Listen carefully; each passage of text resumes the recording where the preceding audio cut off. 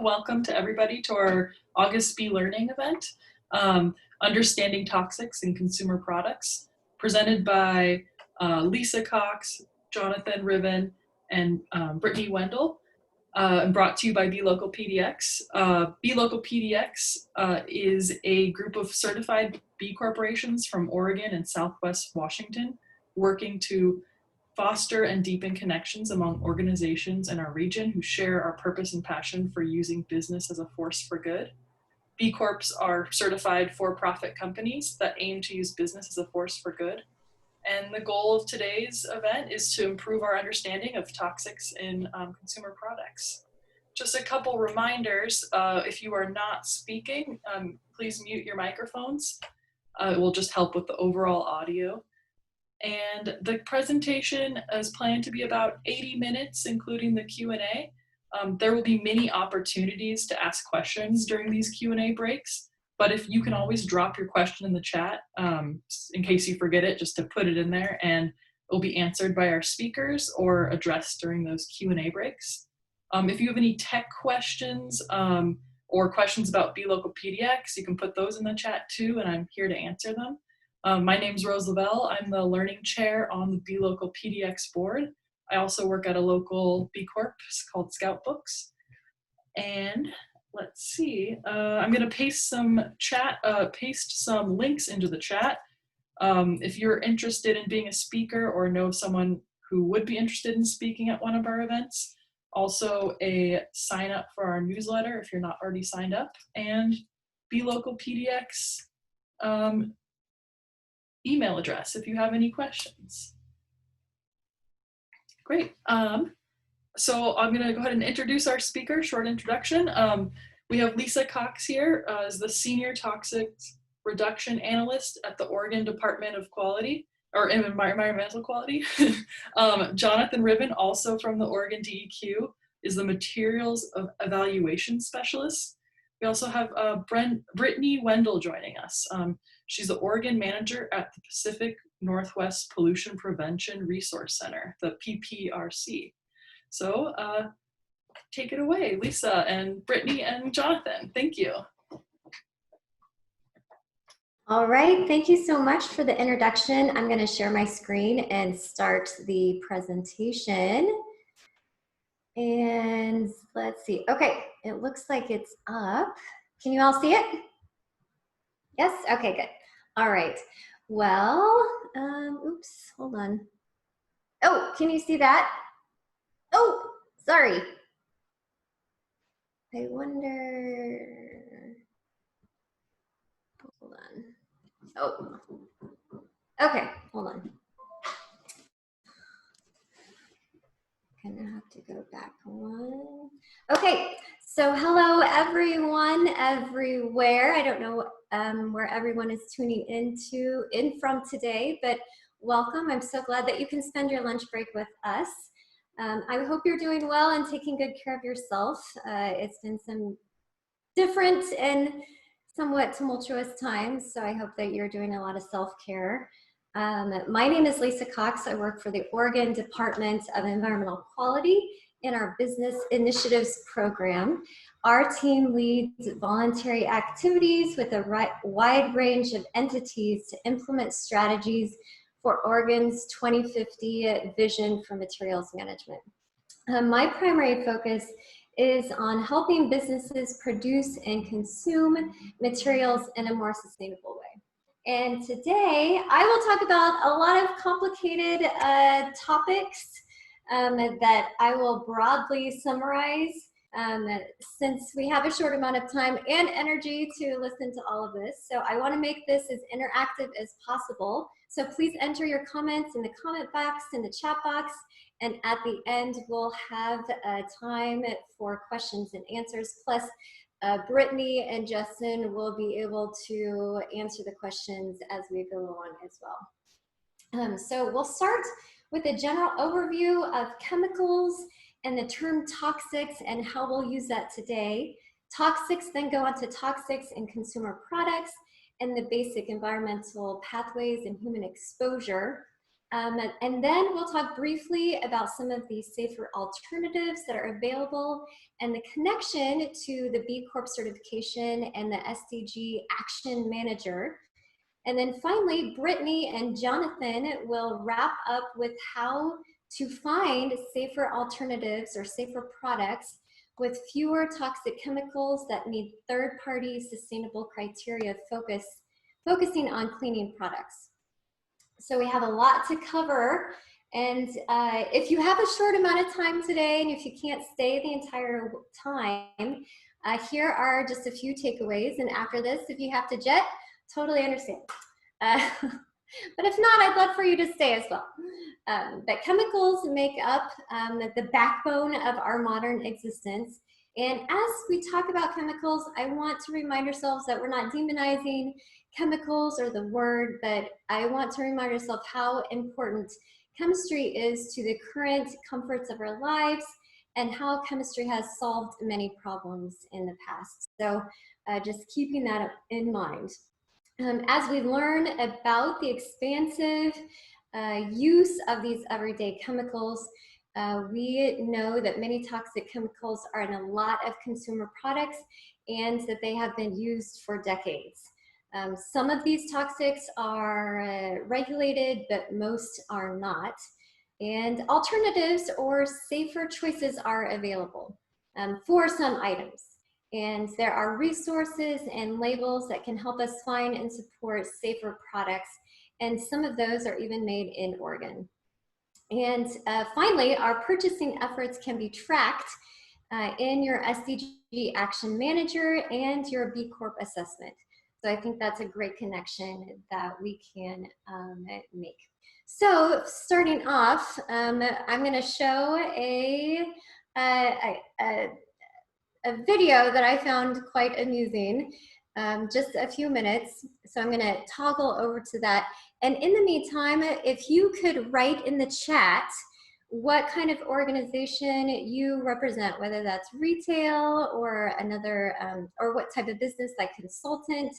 So if you could do that while I get over to the video, that would be wonderful. Okay. New share. DuPont.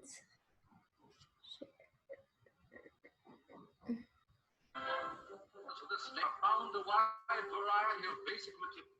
These, as provided by nature, have been used in the certain kind for many years. Wood, coal, water, oil, cotton, and many others. Until a short time ago, these things were used, just as they had been used for generations past. But in recent years, science took over. The farm, the mine, the forest, even the air and the sea were called upon to contribute basic raw material in response to chemistry's never-ending study and continuing research. And every year, DuPont buys from the farm, from the mine and the forest, vast quantities of materials to be converted by industry into products that provide better things for better living.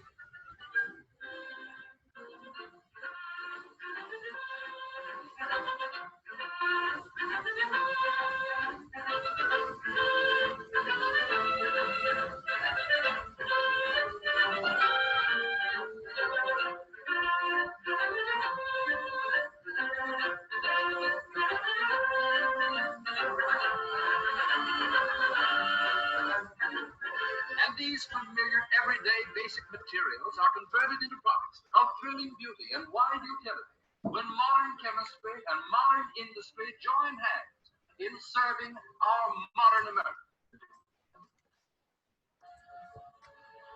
The DuPont Company, one of the representative chemical manufacturers in this country, plays an important part in developing new things, better things at less cost, and in creating greater opportunities for employment. DuPont transforms natural raw materials into many chemical products. These go to more than 100 branches of American industry for conversion into articles that serve human needs and desires. This transformation is not the result of any supernatural power or magic. Rather, it represents years of systematic work by earnest, searching chemists.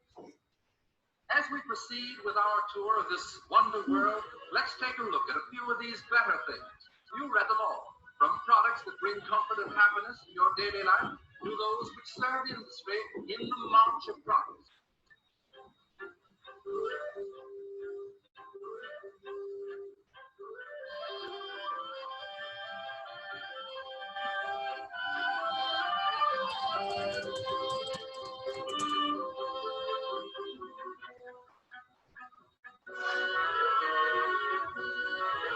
At trap shooting or skiing or in the field, millions of sportsmen derive much satisfaction from good ammunition, made possible by dependable smokeless powder, a product of the chemist's skill, particularly when this ammunition is used in a fine Parker or Remington gun.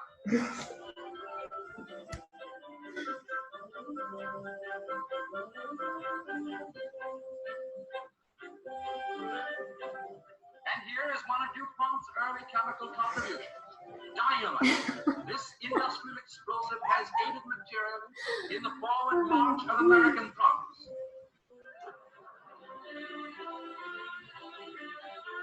Building our railroads and tunnels.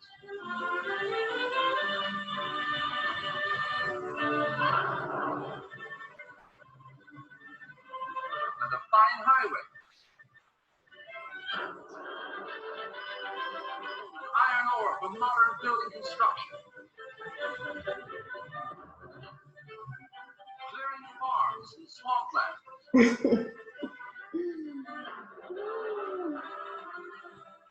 Oh, it looks like you might have stopped sharing your screen, Lisa. I didn't know if that was intentional. Yeah, I just didn't do it in the right order here. That's kind of the gist. I mean, so bottom line, I wanted to show a video of things blowing up and how chemistry and chemists have substantially improved our way of life. Chemistry and chemicals are everywhere and are doing all sorts of useful things and have solved astounding number of problems. Clearing farms, being able to blow things up. I mean, who doesn't like that? So I'm going to get back to our screen share. And I just want to emphasize, I guess, that in showing this, it's, you know, it's one of those, hold on, there we go. It's one of those things that is part of our history. And for a very long time, my parents and grandparents have said better living through chemistry. And I think that we can't ignore that this is part of our history, and it's, you know, this better living through chemistry has been part of our culture for a long time. So with that amazement of the modern world of chemistry, we also began to learn more about chemicals, their toxicity, their persistence, accumulation, exposure pathways, and how they affect humans and the biota. And it wasn't great. There were regulations put in place in the 70s to manage the toxic chemical waste, the emissions, the use of the chemicals like from pharmaceuticals and pesticides, which began in the 1960s and 70s and has been administered by numerous federal agencies like the EPA, the FDA, the Department of Ag, and then split even more into state agencies. So just kind of giving that brief history, I wanted to make sure that the core of using these chemicals has been around for a long time. And just the management of the emissions is where we have focused our regulations. So kind of moving into the second topic here of just what does it mean when we say the word toxics? I think we, you know, we've used that terms in many ways, maybe in our lives, but I want to clarify the terms so that we understand what we're talking about today. I think we all basically understand what the use of the word toxic as in meaning something bad or dangerous or poisonous. And we use it in many terms like detox diet or a toxic relationship and more. But I wanted to go over a little bit what we mean when we use the word toxic, toxic substance, toxic chemical, and toxic material. So Stepping back just a little bit, looking at this from the bigger picture, we'll start with the term toxic agent, which is anything that can produce an adverse biological effect, which may be chemical in form, physical, or biological. And you'll see kind of those examples here. And then drilling down a little bit further, looking at the left side of your screen, we'll focus on the term in the sense of the toxic chemical, like you see on the very left, the cyanide chemical structure. And then even more, we'll use it in the sense of it being defined by the EPA as any substance which may be harmful to the environment or hazardous to your health if inhaled, ingested, or absorbed through the skin. So for example, in this category, we have the toxic chemicals in their discrete form, like lead chromate, and a material like asbestos that does not have an exact chemical composition, but may make up a variety of fibers and minerals, and like gasoline, a toxic substance rather than a toxic chemical, in that it contains a mixture of many chemicals. So, and then keeping in mind from there that toxicity, the quality or degree of being toxic of all chemicals, materials, or substances operates on a sliding scale depending on potency, exposure, dose, concentration, length of exposure, sensitivity, and more. Okay, so that's our first break, because that's a lot of information just about toxics and the terms. So I wanted to make sure we stopped and check to see if we have any questions. Sorry, excuse me, hold on. Any questions? Just raise your hand and maybe Rose can help me, or Brittany, or Jonathan. Or feel free to just unmute and say your question out loud, either way. Great. While I clear my throat. Oops. Okay, sounds like we can just move forward. Okay, so now the nitty gritty. This is a lot to absorb, so take a drink. So with the modern era of chemistry also came the creation and usage of toxic chemicals in consumer products that have aided in the function of these products. Excuse me. There are more than 80,000 chemicals registered or have been registered for usage in the United States. But today I'm going to talk only about a portion of those that are considered kind of the worst of the worst in terms of human health. In addition, I will touch briefly on the source of contamination, the mechanism of transport to the environment, and the point where people may come into contact with the contaminated air, land, or water.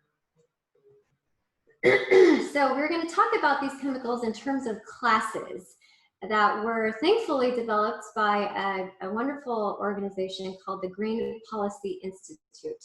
And we'll talk briefly about highly fluorinated chemicals, antimicrobials, flame retardants, Bisphenols, Phthalates, some solvents, and then talk briefly about DEQ's priority toxics list. We talk about these in terms of chemical classification because it really helps in terms of to ensure that like all the sisters, brothers, and cousins of a primary, maybe a primary chemical, are included in our discussion of toxic chemicals. And by considering all classes of chemicals that are similar in structure or use or properties, we can help prevent the cycle of regrettable substitutions. And I'll give a couple of examples of this very soon. So we'll start with highly fluorinated chemicals, sometimes referred to PFCs or PFAS, which you may have heard about in the news lately.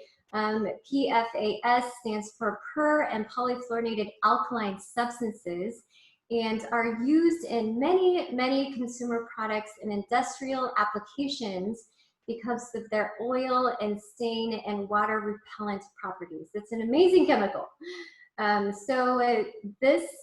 The pictures that you see here are all products that contain PFAS, and it includes these chemicals have like 3,000 of these brothers and sisters, as I call them, and are found just pretty much, it feels like, in almost every product that you might come into contact with. Likely the most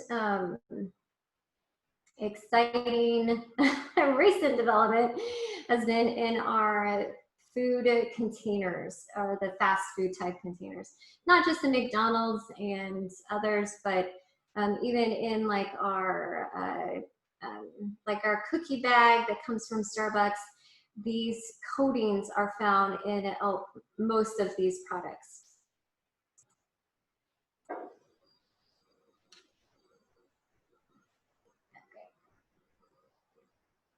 So let's see here. Oh, here we go. So PFAS are widespread throughout the globe, primarily due to their current and historical manufacturing process here and in the United States. They are widespread in part because of their persistence in the environment, meaning that they don't break down when exposed to air, water, or sunlight. And as a result, many people have become exposed to PFAS over the years. So how are we exposed? Highly fluorinated compounds are human-made and put into products, like the couch that you see here. It's disposed at in a landfill and are also released from manufacturing facilities into our air, water, and then into our food and drinking water. So these exposure pathways, when it's put into the landfill, these chemicals can migrate in a variety of ways and get into our systems or into our bodies. So just wanted to follow along here. We are also exposed through contaminated food, drinking water, and dust. And the products that are in our homes contain these chemicals, and that is how we can be exposed.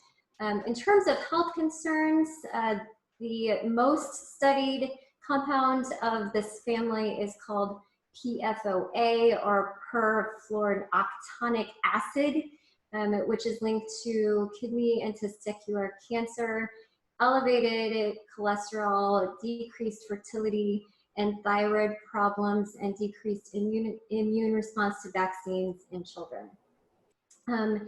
In a study by the CDC, highly fluorinated compounds or chemicals are found in the bodies of 98% of Americans. So this is a very widespread chemical that is found in most of us.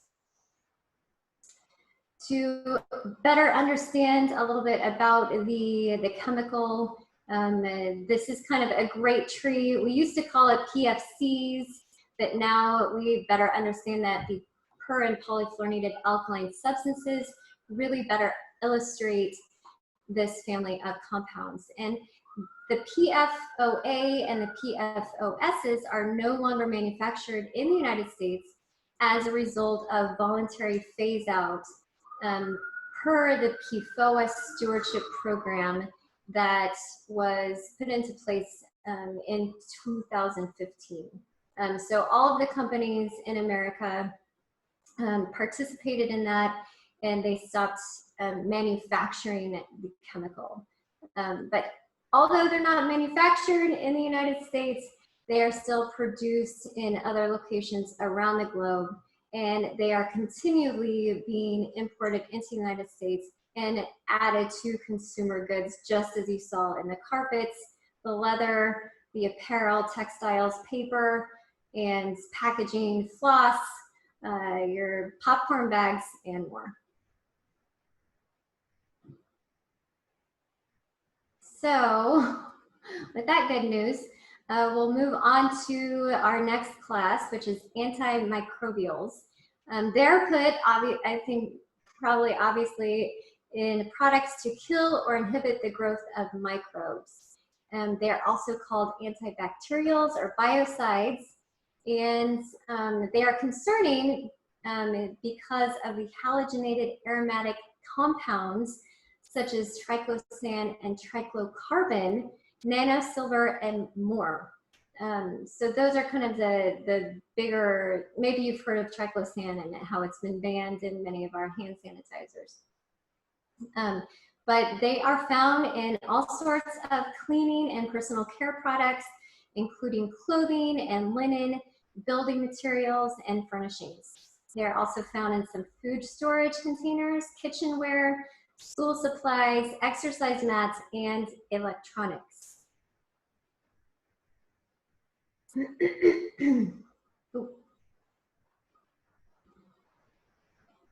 One concerning, let's see. So people are exposed to these antimicrobials through skin contact and ingesting the antimicrobial contaminated house dust. So these chemicals are released into the air, they catch onto the dust, and then they fall into the ground, and then we have hand to mouth exposure, which is a lot of how we're exposed to these chemicals. Triclosan has been found in 3/4 of the United States population and in nearly all breast milk of those samples that are tested. We found that in terms of environmental pathways, that 10 to 20 million pounds per year goes down the drain and into the wastewater treatment plant. Now, luckily, 60 to 80% of that degrades, but there is still some that is released into the environment at that point. And then exposure to our plants and animals occurs after that. So antimicrobials may have adverse effects on beneficial microorganisms and other living things. For example, triclosan can disrupt hormone functioning and is associated with development and reproductive effects, allergen sensitivities, and antibiotic resistance. Some studies have also shown that it also may harm gut bacteria. So that's kind of some of the environmental health concerns that we have with that. So some of the big concerns that we have right now regarding the COVID and coronavirus is a side effect of the corona response is the increased use of harmful antimicrobial chemicals. For example, many popular cleaning products and disinfectants contain quaternary ammonia compound, or quats, as I guess they're labeled, which are associated with adverse health effects, including asthma, allergen sensitivity, skin irritation, and more. So they actually have been added to California's designated chemicals for biomonitoring, and the use of these harmful chemicals are often unnecessary. There are disinfectants that Brittany's going to talk about later with less potential for health harm, including those based on alcohol, citric acid, lactic acid, or hydrogen peroxide. So like I said, Brittany will talk about those a little bit in the future. The next category is really a big one that has been on the radar for a long time, which are flame retardants. And these are chemicals that are designed to slow ignition and prevent fires, and they are used to meet flammability regulations. Flame retardants of concern include organohalogen and organophosphate chemicals, such as polybrominated diphenyl ethers, PBDEs, and chlorinated tris. So you'll see here that there are found in furniture, children's products, electronics, building materials, wire and cable.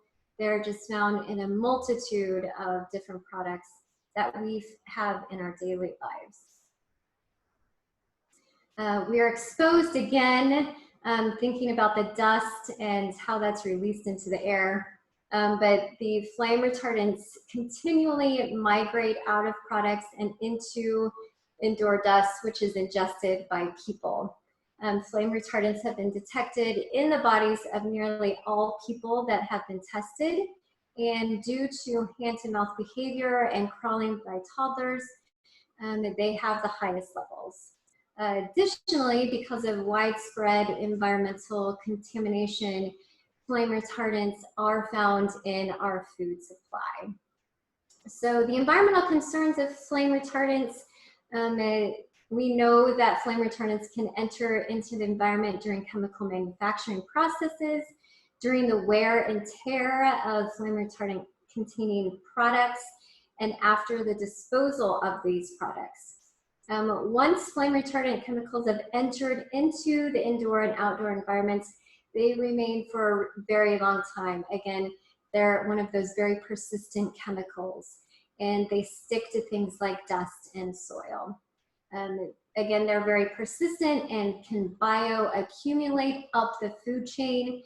And because they last for such a long time in the outdoor environment, some foods like dairy, fish, and meat products have increased amounts of these chemicals. So the health concern regarding this is somewhat limited regarding the adverse health effects associated with these chemicals. Animal studies on the PBDEs have shown that exposure during pregnancy and after birth have caused some problems with brain development, including problems with learning, memory, and behavior in offspring in mice and rats. And some flame retardants are associated with lower IQ and hyperactivity in children, as well as cancer, hormone disruption, and decreased fertility in adults. Flame retardants are reaching a new low. A study led by the Newcastle University's Dr. Alan Jameson has uncovered first evidence that people-made pollutants have now reached the farthest corners of the earth, and samplings of this little critter here, pictured from the Pacific Ocean, which are over 6 miles deep, found persistent organic pollutants in the fatty tissues, in the organism's fatty tissue.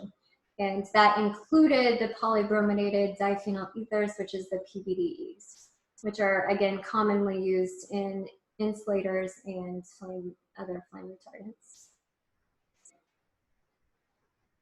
So next up, the bisphenols and phthalates, again, are human-made chemicals that have many uses, including making plastics stronger or more flexible. They're found in many things, and they give, again, bisphenols are in plastic products, and it gives them rigidity and is used in water bottles, food storage containers, packaging, sports equipment, epoxy, personal care products, so like lotions and shampoos in their packaging. And then phthalates, the other thing we have up here, can be found in like vinyl flooring, shower curtains, toys, plastic wraps, glues, paints, air fresheners, and a lot more. So bisphenols, we are exposed typically from leaching from products into food, water, and dust, so all three pathways. The major route of exposure in humans is through eating food or drinking water stored in containers made with these chemicals. We are further exposed through ingesting and inhaling dust and through skin absorption. They have been detected in the urine of most people tested, and because these chemicals go through the body very quickly, this high frequency of detection indicates that our exposure is continuous. EPA tells us that because BPA is a reproductive, developmental, and synthetic toxicant in animal studies and is weakly estrogenic, there are questions about its particular impact, particularly on children's health and the environment. So you may have heard that the BPA-free packaging is, there's lots of products that are now labeled BPA-free.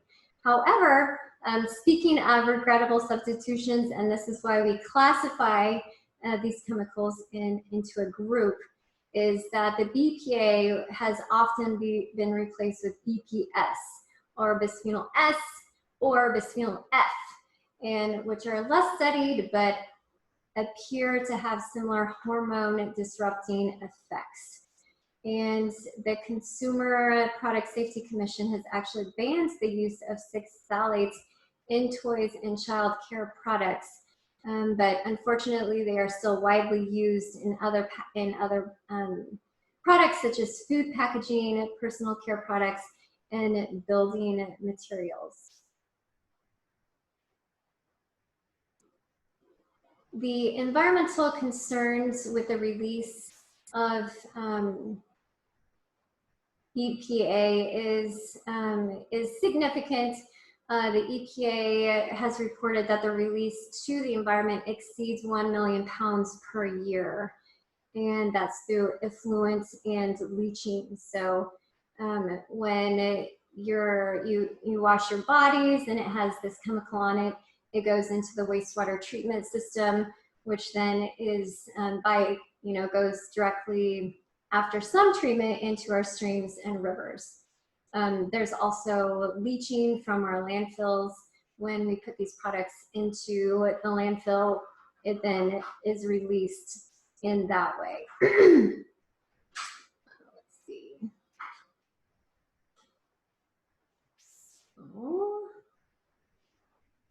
Okay, so that's about it on those. On to solvents.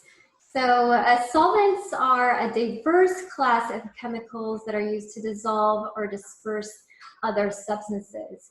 Some solvents of concern include aromatic hydrocarbon solvents like toluene, xylene, and benzene, and halogenated organic solvents like methylene chloride, perchloroethylene, and trichloroethylene. They are found in products like oil-based paints, as you may guess, paint strippers, adhesives, wood finishes, shoe polish, cosmetics, markers, nail polish remover. We probably know most about the dry cleaning in terms of the perchloroethylene, sealants, and household cleaners. So again, solvents are numerous products that we use. Typically, we're exposed when the solvent evaporates from products and becomes mixed in with the air that we breathe. We can also absorb them through skin contact. Some solvents, particularly perchloroethylene, are common in groundwater contaminants that can end up in our drinking water.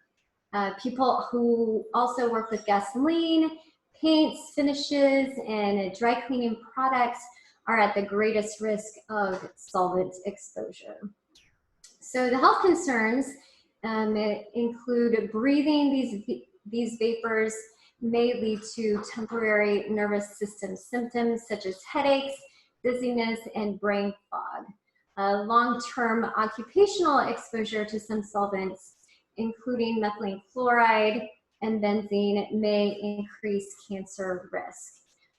Exposure to high levels of the main solvent used in paint strippers, which is methylene chloride, without adequate ventilation can lead to asphyxiation or death. And this has actually been a pretty big step recently that has been taken by the EPA to remove methylene chloride from paint strippers and that can be sold to a regular consumer. Unfortunately, even lower level exposure to some solvents may lead to permanent harm. For example, early life exposure to perchloroethylene in drinking water is associated with adverse neurodevelopment effects.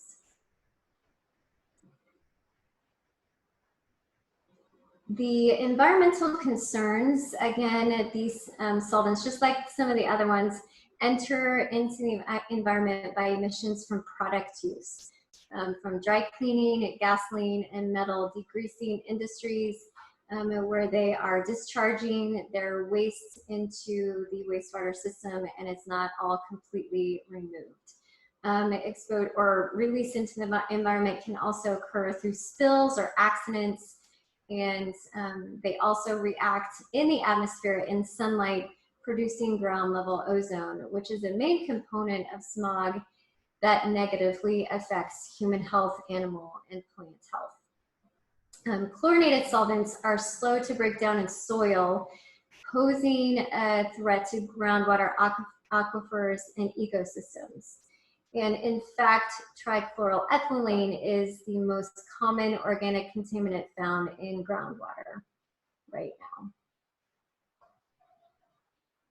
All right, so moving on from the classifications to our toxics, updated toxics focus list, I just wanted to briefly touch on this.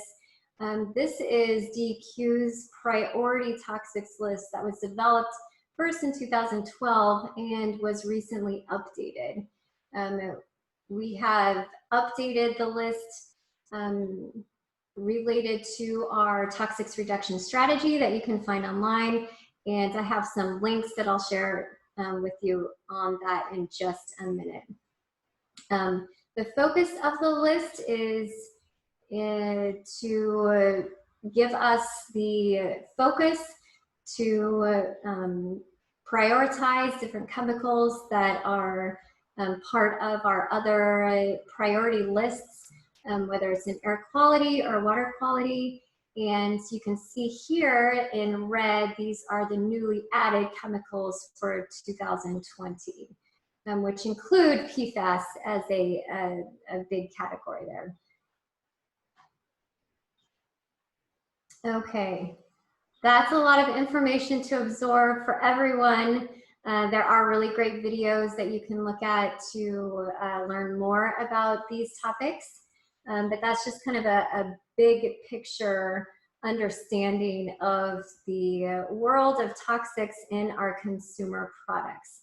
Does anybody have any questions while I take a drink? Hey, Lisa, I have a question. So I'm curious how DEQ determines, or could you speak a little bit more about how they determine the priority toxics? Is it like an advisory council? Like, how does that get developed a little bit? Yeah, so the priority list is developed after we combine all of the priority or regulated toxics from the rules in air, land, and water, with a little bit of an exception in terms of consideration of emerging toxics, which that's why the category of PFAS has been added. So there is a list, and we look at those and we combine them and we say, okay, where is the commonality for all of these lists? And that's how the priority list is developed. So it's a more holistic approach than just saying air, land, and water. We combine everything to get the priority toxics.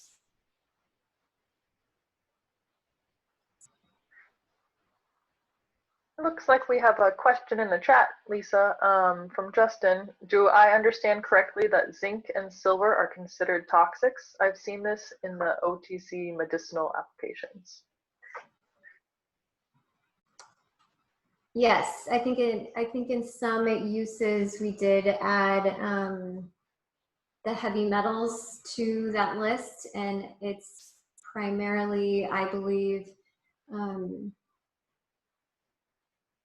you know, I know it's like an element, you know, in that way, but I think it's based on how it's used in manufacturing and released through emissions. But Justin, you may know more about that than I do.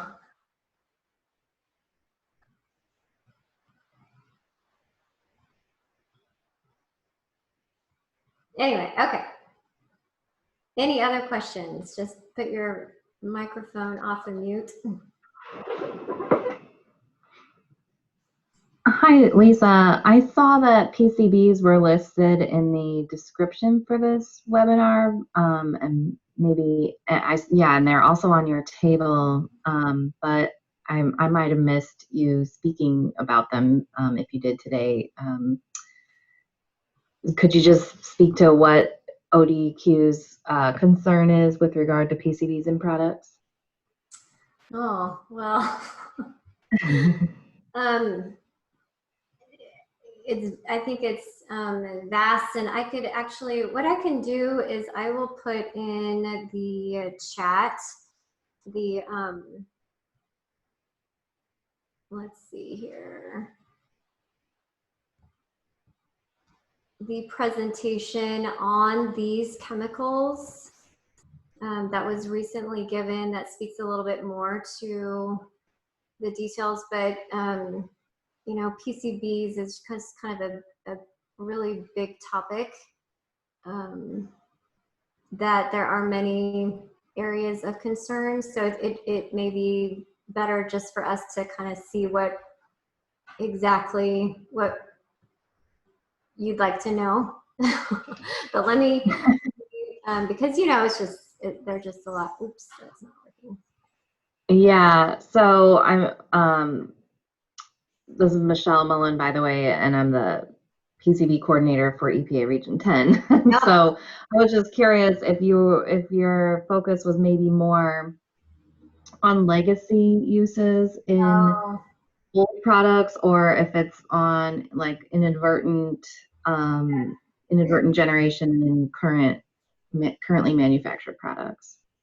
Well, you know, in terms of our cleanup program, they're focusing on legacy PCBs, as you know, and then in terms of the new PCBs that are found in yellow, you know, the colorants or the pigments, and recontaminating areas. I think that we have supported the study of this, plus supporting work in Washington to trace these PCBs back to their sources. So in terms of kind of the different efforts, cleanup is definitely working on the legacy PCBs, and our group in terms of voluntary efforts are supporting the understanding of inadvertent PCBs and their creation through you know, all things color,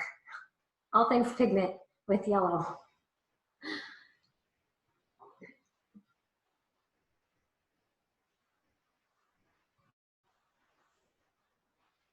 So, I mean, I don't know if that answers your questions fully, but we can certainly talk about it. There's a lot more work being done in Washington State on inadvertent PCBs in products. But I do think that our Toxic Free Kids Act does contain PCBs as one of the disallowed chemicals in products. Yeah, I think that that does answer my question. Thank you. And yeah, maybe we can touch base to at a separate time to get into some more details. Yeah, yeah. And I know that EPA has done a lot with source tracing at schools with the grout or the caulk in old buildings as well. So I don't know if you're tracking that or still working with Oregon schools, but I know that work was done quite a while ago. Mm-hmm.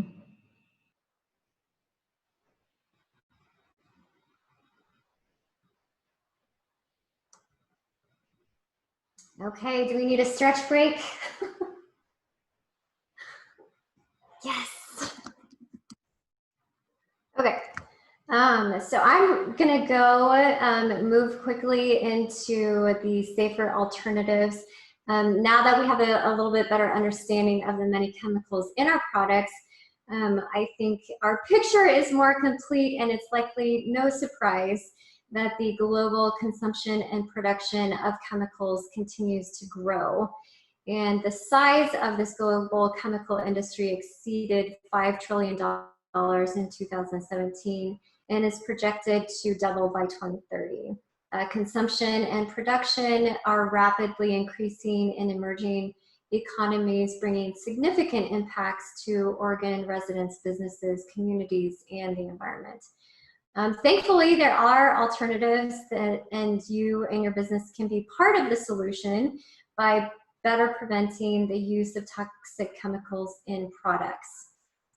So I want to quickly get to, let's see, talk a little bit at the federal level. EPA has developed the Safer Choice program, and I want to hand it over immediately to Brittany Wendell, who can give us some more details on this amazing program before her time ends.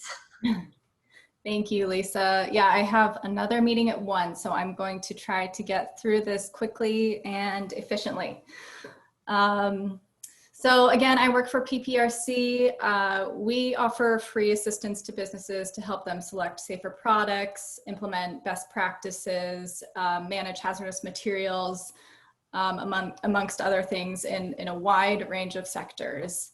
So I'm going to provide a bit of a rundown on greener cleaning and disinfecting for COVID.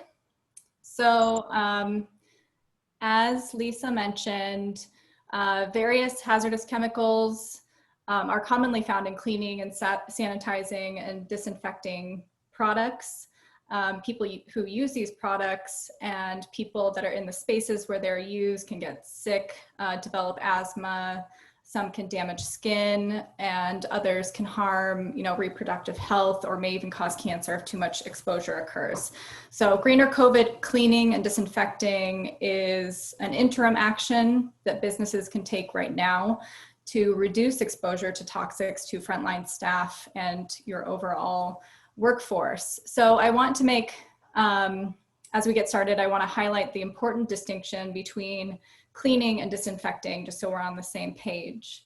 So cleaning is the process that removes dirt, germs, and impurities from surfaces or objects. It works by using soaps and detergents plus water and friction to physically remove dirt and germs from surfaces. Cleaning before disinfecting reduces spreading infection more than disinfecting alone. Versus disinfectants, which destroy almost all infectious germs when used as the label directs on a surface. So these products don't have any effect on dirt, soil, or dust, and they should be used in high risk and high touch areas, or in the case of infectious disease. And disinfecting products should be EPA registered, and same with sanitizing products. Next slide. So when looking for safer products for your business or home, it can be really tricky to wade through those that claim to be green versus those that actually are. So how do we know which products are legitimately green? Jonathan will talk more about this later on, but one way to find safer products is to look for products listed under reputable third-party green cleaning and disinfecting certifications.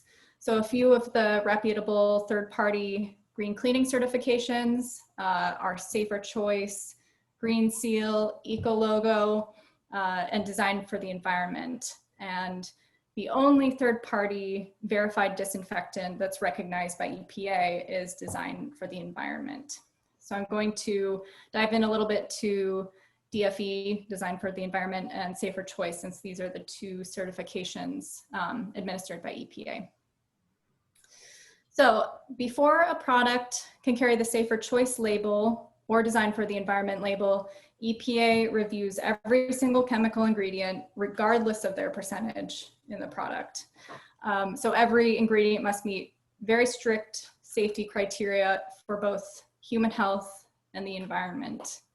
Another unique criteria is that products that qualify to carry the Safer Choice and DFE label must pass category-specific performance standards. So all products must perform as well as any conventional product on the market. And we have 3 categories of Safer Choice products. You'll see there under the stars.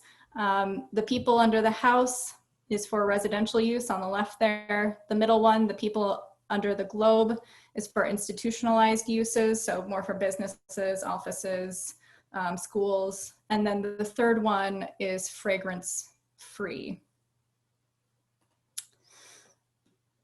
So next slide.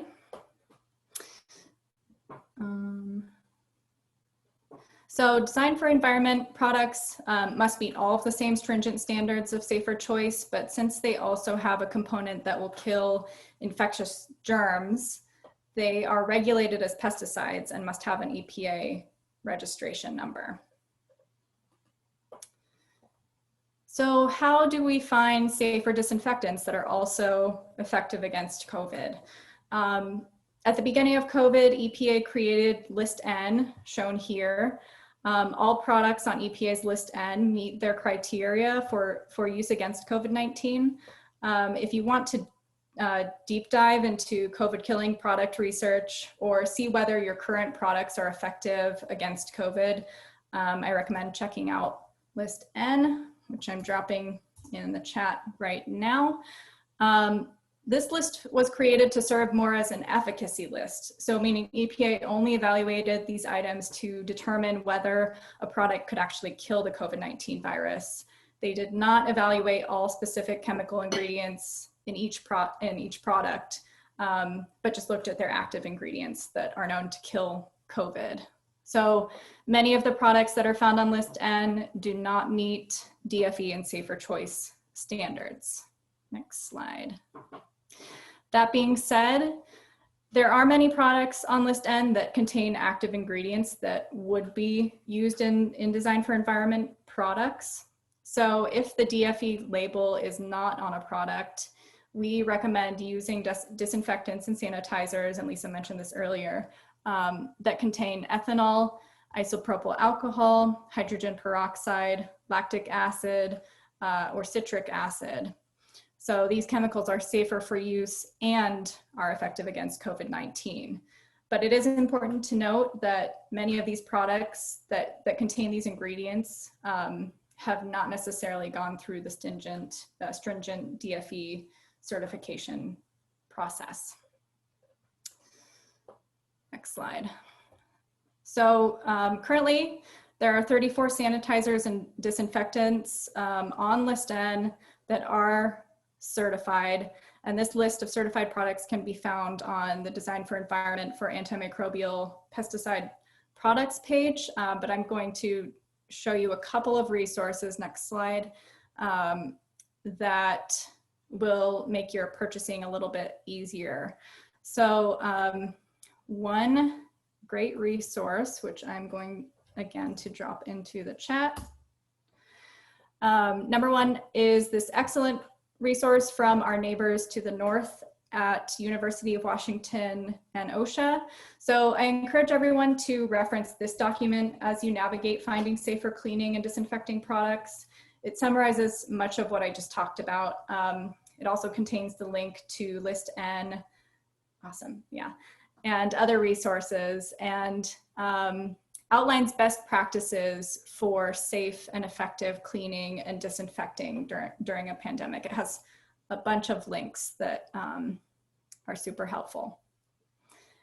And then the second resource I want to share, yes, is this search tool from our neighbors to the south.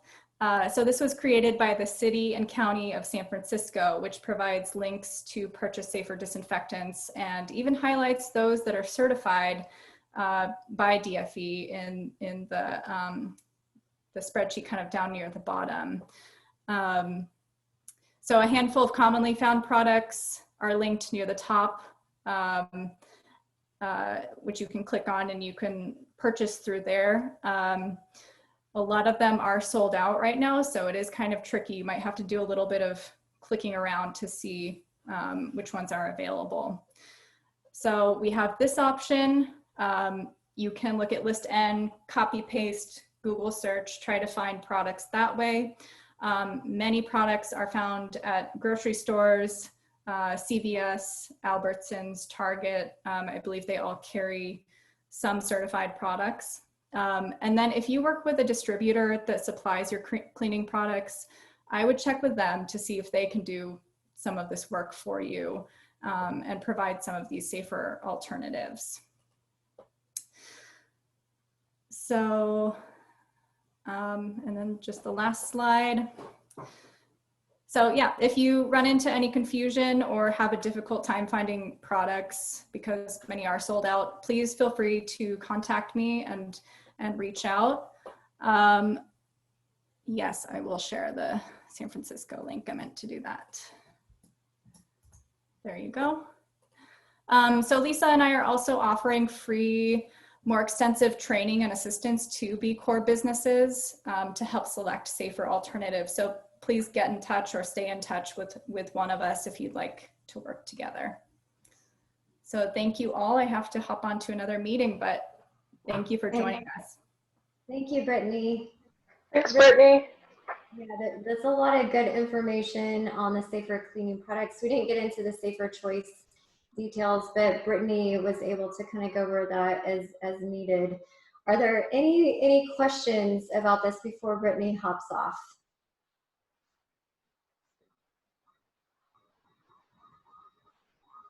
We got the links in the chat, it looks like, so I think we're all set there. Okay, all right. It's a lot of information to absorb. I know. I see something in the chat here, so I'll go over to that. Oh, Justin, thanks. You're welcome. Okay.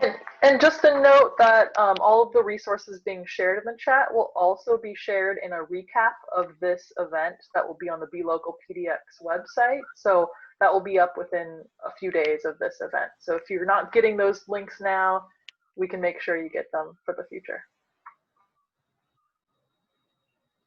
Great. Yes, absolutely. Okay, thanks, Brittany. Bye. Okay, so you all are likely a part of the B Corp community since you're here today, and you have also agreed that human health and well-being are important as reflected in your commitment to either become a B Corp or try to get your B Corp certification.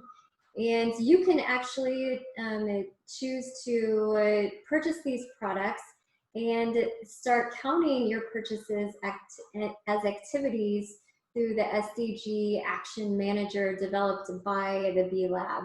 Mike Mercer gave a great presentation in April on using the Action Manager, and I think this new framework provides a really great way to track your actions to meet these goals.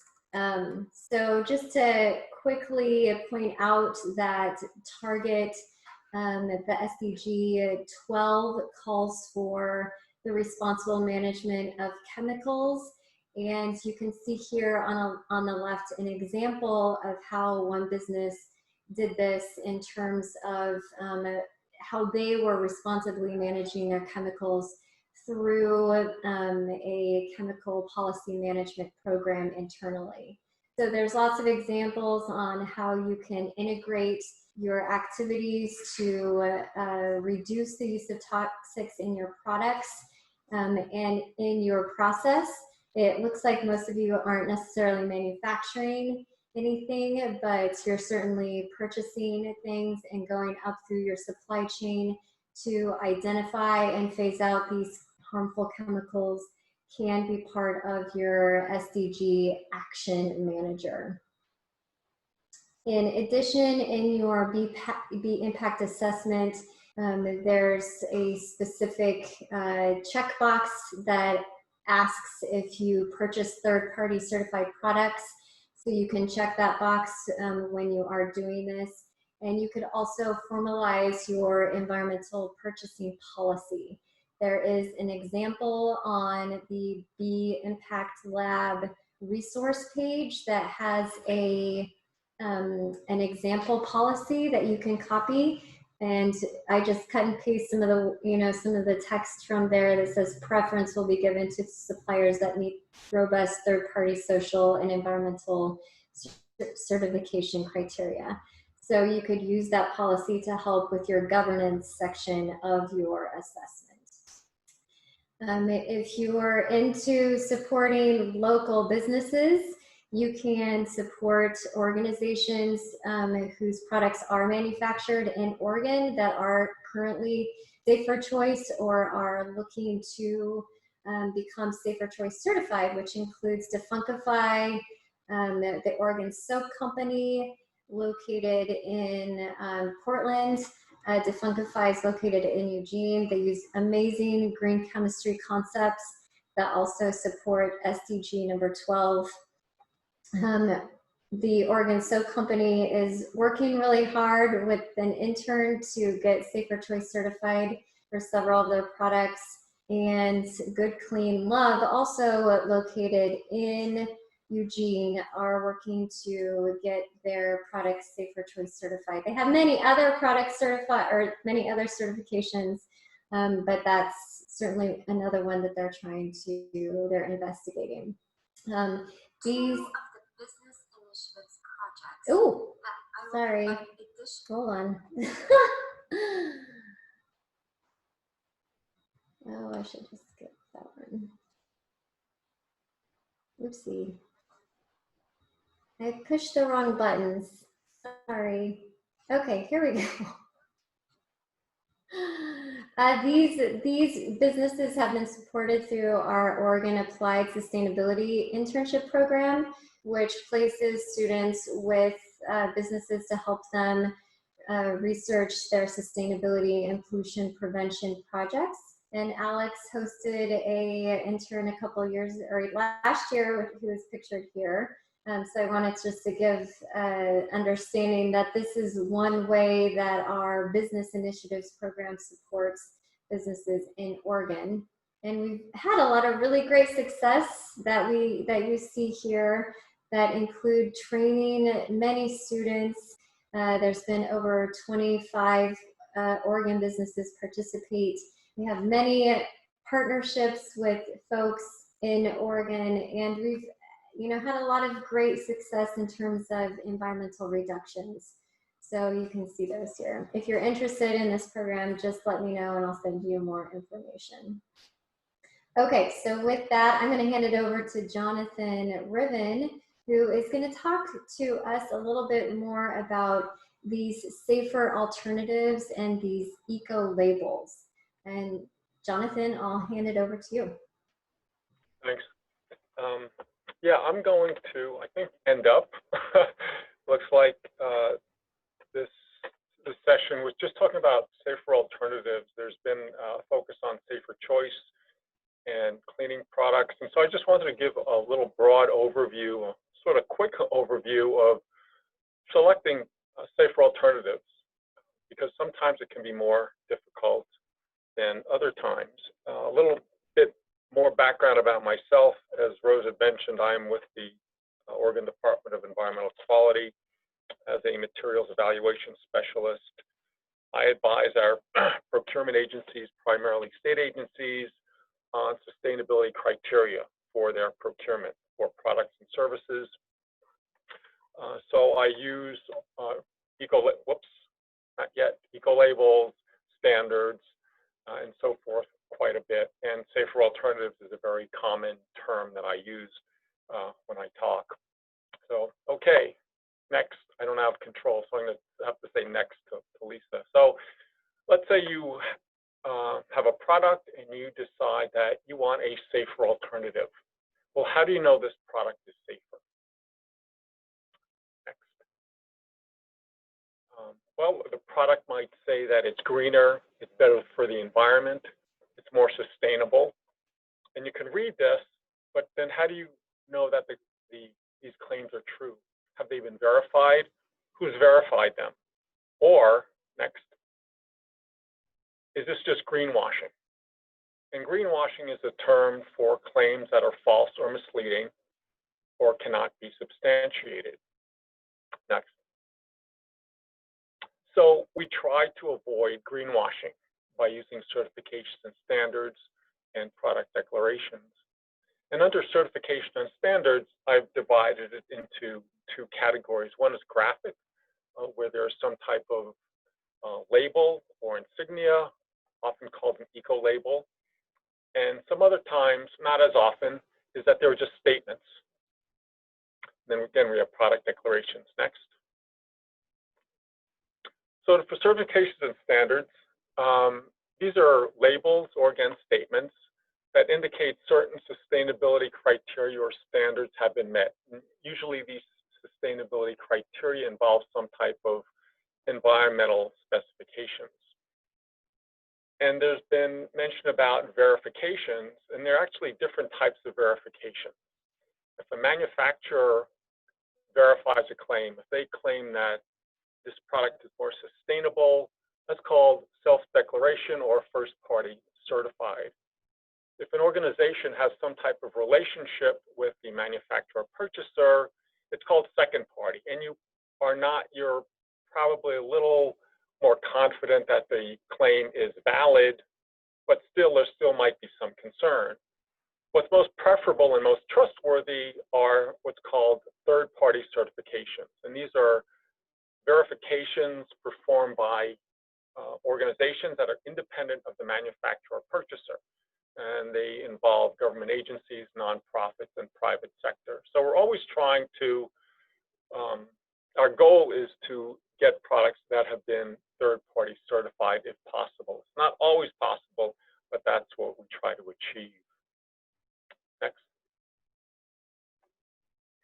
And these certifications can be single attribute. For example, it might focus on toxic chemicals like Safer Choice. RoHS is another example of a certification, or they can be multi-attribute. For example, they may include energy efficiency criteria along with toxic chemical thresholds, and Energy Star is an example of this. These attributes can be all environmental. They may be mixed with social, environmental, and health impacts, and they may also include life cycle impacts. And Cradle to Cradle is an example of this. If possible, or if you have a choice, it's better to use multi-attribute certifications because they look more holistically at the environmental footprint rather than a narrow focus.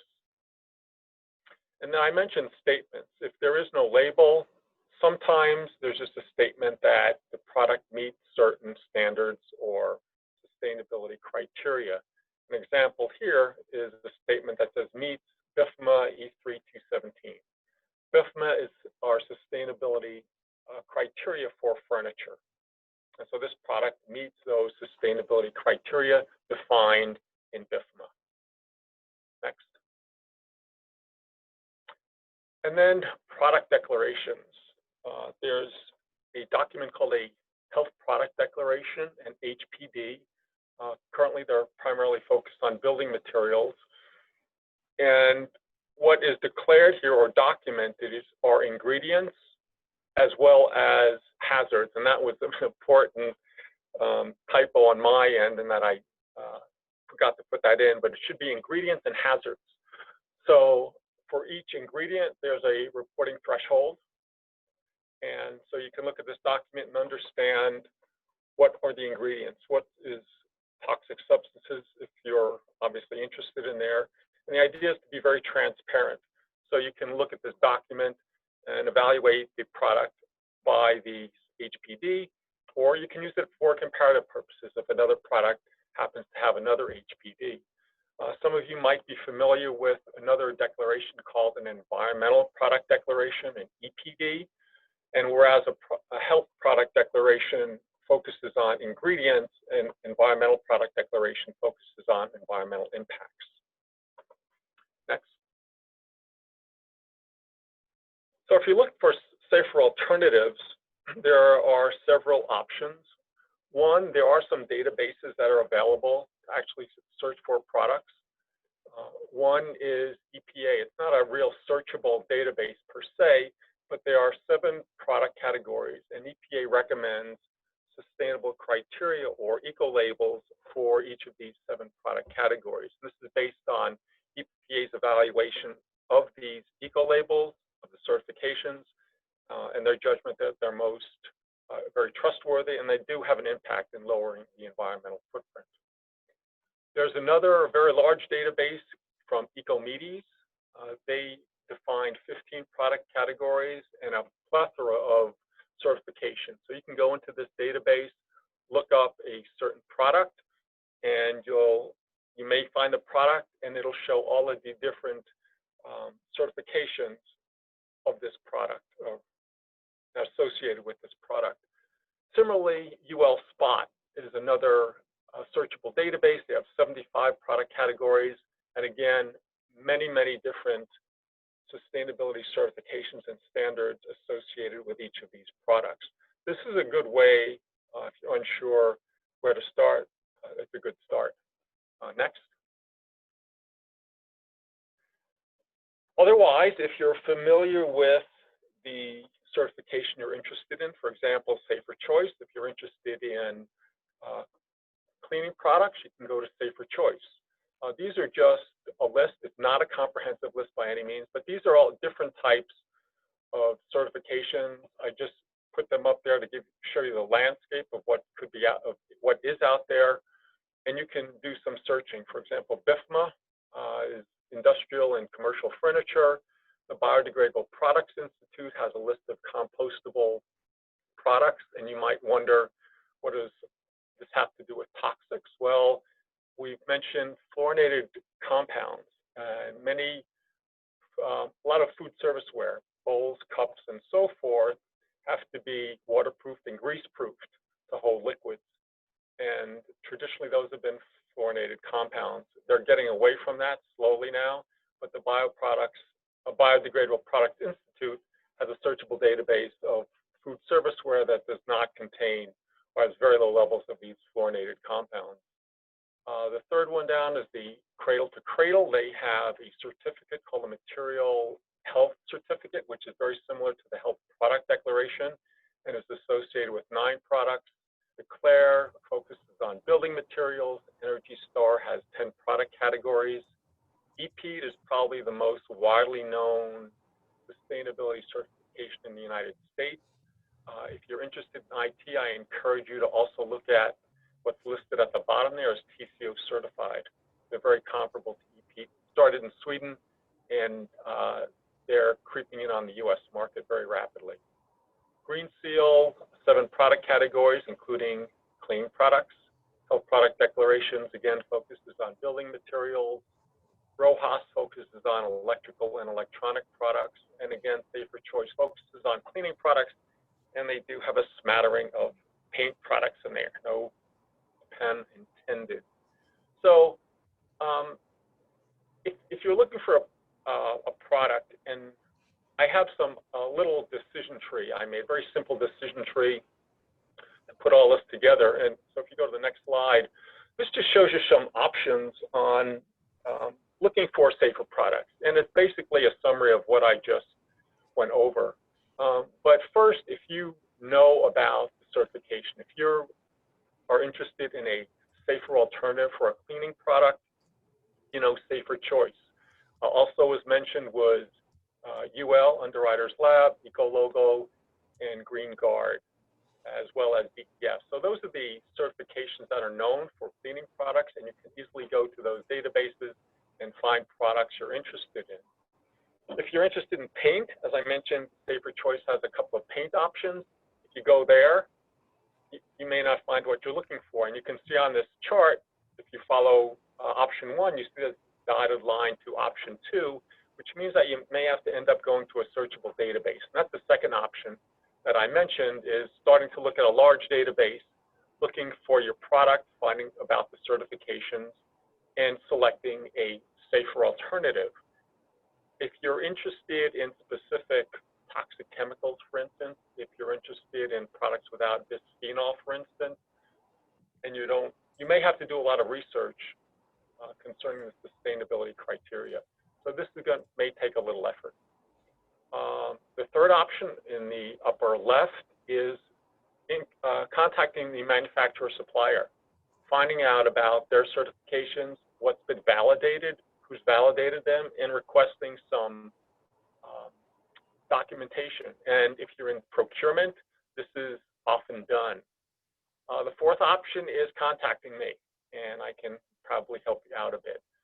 So looking for all safer alternatives can be very simple or can be complex depending upon what you're looking at.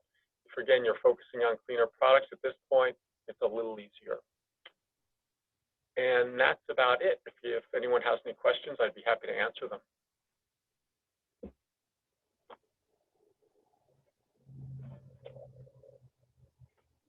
And I can put those URLs for the large databases in the chat section. I'll send it to Rose and she'll have it in all the information that's sent out. Thanks, Jonathan.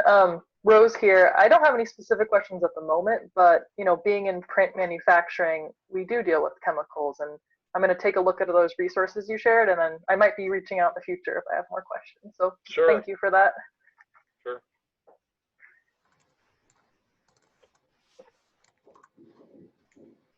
Okay, thanks, Rose. And Jonathan, I appreciate your input. I know we're getting towards the end of our time here, so thank you for participating for so long. Rose, I'm actually interested to talk with you about the pigments that you use in printing with the inadvertent PCBs in yellow.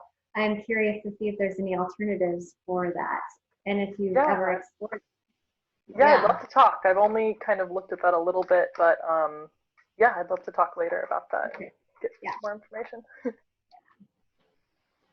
Yeah, Okay. there are some certifications out there with regard to inks and printing and so forth. So if you need any more info, just let me know.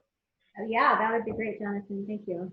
Okay, so just to wrap this up, I wanted to make sure that it was clear that the DEQ and the state's role was to, in many ways, the bottom line is to eliminate toxic waste and prevent pollution from occurring in the first place. So we want to prevent these chemicals that we don't really need from even entering into the process or products that we use. We also support green chemistry and engineering through our internship programs, research that we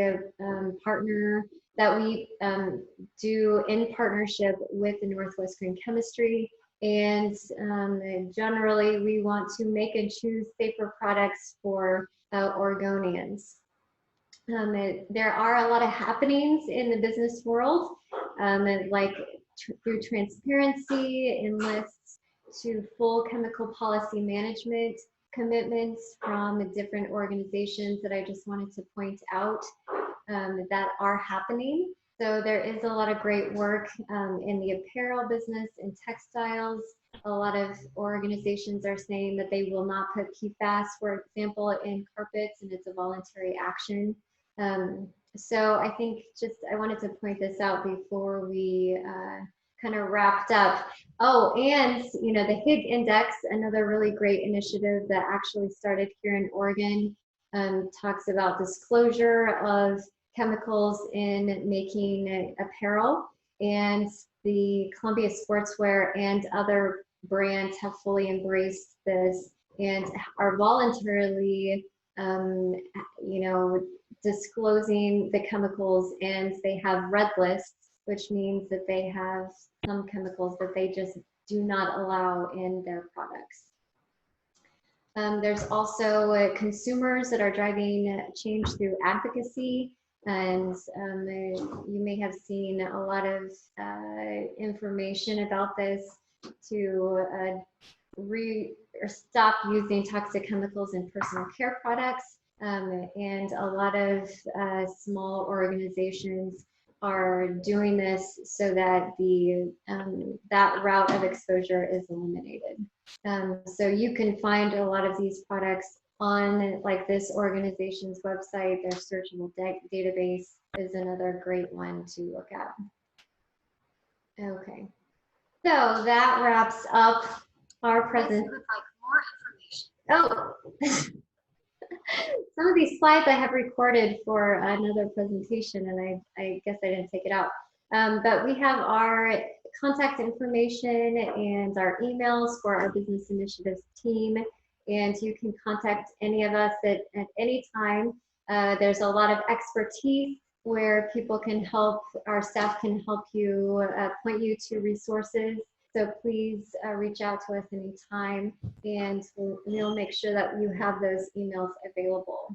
And then I always like to end with a nice poem, because toxics is kind of a heavy topic.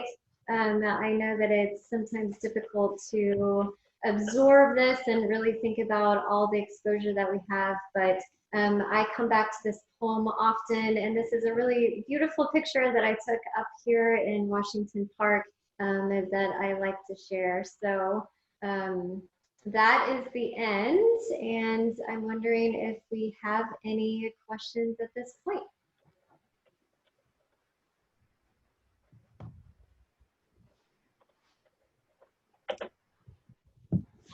Yeah, good. And I do want to give a shout out to Greg with Gresham. He provided some great information regarding the disinfectants and the cleaning materials. He runs a program in Gresham, so if you're a business there, reach out to him and he'll help you connect with many resources for businesses. Thanks, Lisa. Thanks, Lauren. Yeah, thank you so much, Lisa, Jonathan, and Brittany, who had to leave. I learned a lot, and I don't have any questions now, but I'm excited to dig into all those resources, and I'm sure I'll have questions then.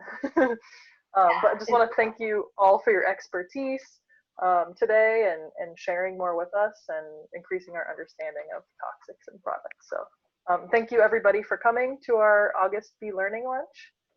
We have these every month, so stay tuned for the next one in our newsletters. Yes. Thanks, Rose. Thank you for having me. Thanks. Great.